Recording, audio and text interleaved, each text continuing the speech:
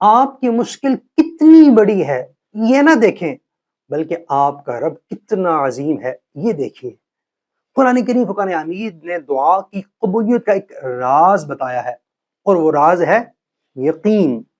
انسان اکثر جب دعا کرتا ہے تو اپنی کمزوری، حالات کی سختی، وسائل کی کمی، ان کو دیکھتا ہے، جبکہ قرآن ہماری نگاہوں کو اسباب سے ہٹا کر مسبب الاسباب کی طرف لے جاتا ہے۔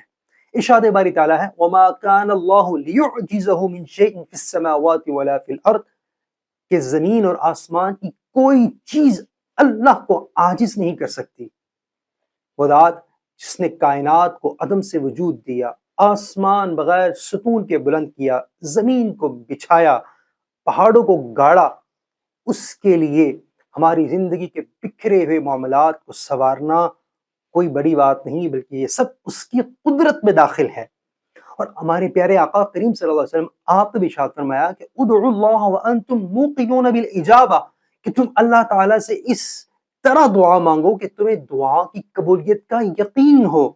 تو جب دعا کریں تو اپنی طاقت کو نہیں، اللہ کی قدرت کو دیکھیں، اپنے وسائل کی کمی کو نہیں، بلکہ اللہ تعالیٰ کے خزانوں کو دیکھیں، اور اپنی حالت کو نہیں بلکہ اللہ تعالیٰ کی رحمت پر نگاہ رکھیں۔